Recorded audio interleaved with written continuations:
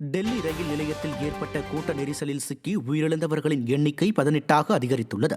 டெல்லி ரயில் நிலையத்தில் நடைமேடை 13, 14, 15, 16 நின்றிருந்த உத்தரப்பிரதேசம் செல்லும் ரயில்களில் ஏற பயணிகள் முண்டியடித்ததால் கூட்ட நெரிசல் ஏற்பட்டது.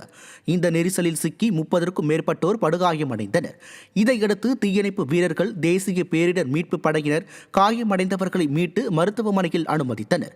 இந்நிலையில் 3 குழந்தைகள் உட்பட 18 பேர் உயிரிழந்துவிட்டதாக மருத்துவமனை நிர்வாகம் தகவல் தெரிவித்தது. தொடர்ந்து காயமடைந்தவர்களுக்கு உரிய சிகிச்சை அளிக்கப்பட்டு வருகிறது. முக்கிய பிரமுகர்கள் பிரயாக்ராஜ் நகருக்கு செல்வதற்காக ரயில்களில் பிரத்யேக ஏற்பாடுகள் செய்த மைனாரிட்டி பாஜக அரசால் சாமானிய மக்கள் பயணிக்க முக்கியத்துவம் ஏன் கொடுக்கவில்லை என மக்கள் கேள்வி எழுப்பியுள்ளனர்.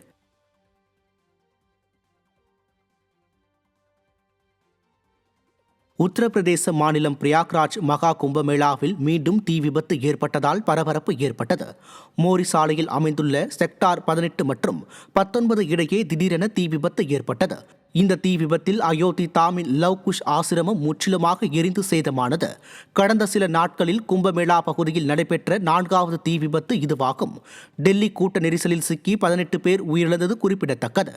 இரட்டை என்ஜின் மைனாரிட்டி பாஜக அரசு கும்பமேளாவில் முறையான பாதுகாப்பு முன்னெச்சரிக்கை நடவடிக்கைகளுக்கும் போக்குவரத்து வசதியும் ஏற்படுத்தி தராததால் அப்பாவி பக்தர்கள் உயிரிழக்கும் துயர சம்பவங்கள் நிகழ்கின்றது என மக்கள் கருத்து தெரிவிக்கின்றனர்.